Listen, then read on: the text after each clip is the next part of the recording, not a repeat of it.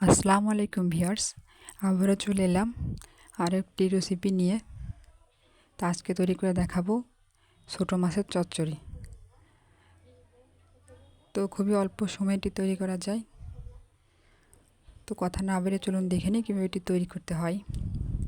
তো এই জন্য আমি এখানে 250 গ্রাম মতো ছোটো মাছ নিয়েছি।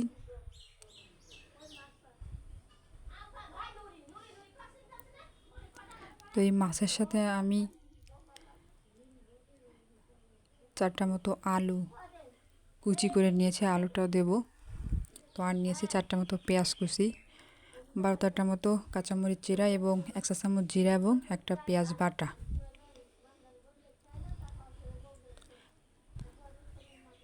তো এই মশলা নিয়ে আমি এখন রান্নায় চলে যাচ্ছি।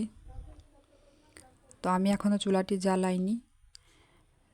তো আমি প্রথমে একে একে সব উপকরণ কড়াইতে দিয়ে দেব। প্রথমে মাছটা দিলাম, তারপর দেব আলু কুচি,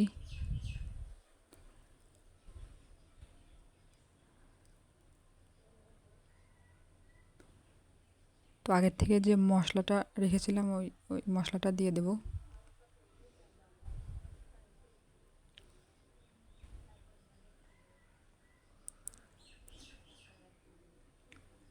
স্বাদ মতো লবণ দিলাম।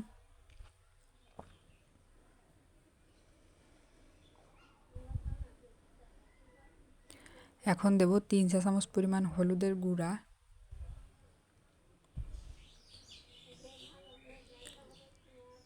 আর দেব 3 টেবিল চামচ পরিমাণ রান্নার রেগুলার তেল।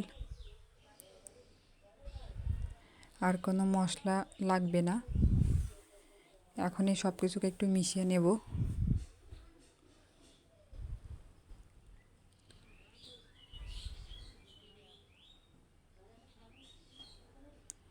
তো এখন আমি এতে পানি দিয়ে দেব।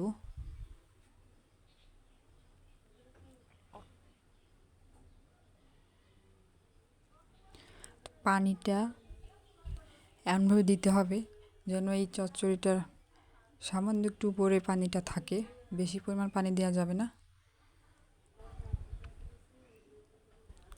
এটা একটা মাখা মাখা হবে, সেইভাবে পানিটা দিতে হবে। এই দেখুন পানিটা দিয়ে দিয়েছি। এখন আমি চুলাটা জ্বালিয়ে দেব।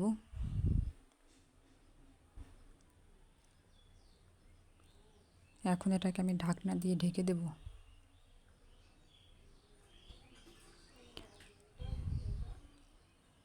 প্রথম অবস্থায় হাই হিটে জাল করব। এখন বলক চলে এসেছে, এখন মিডিয়াম হাই হিটে করে দেব জালটা।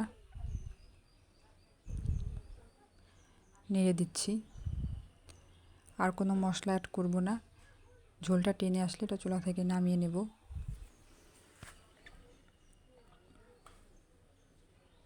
প্রায় 15 মিনিট জাল করার পর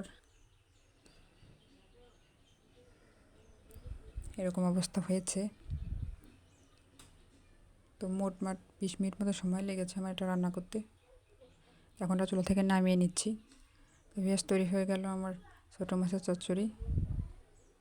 ভিডিওটি ভালো লাগলে চ্যানেলটি সাবস্ক্রাইব করবেন এবং পাশে থাকা বেল বাটনটি ক্লিক করবেন।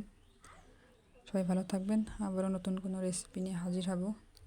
সে পর্যন্তই, আল্লাহ হাফেজ।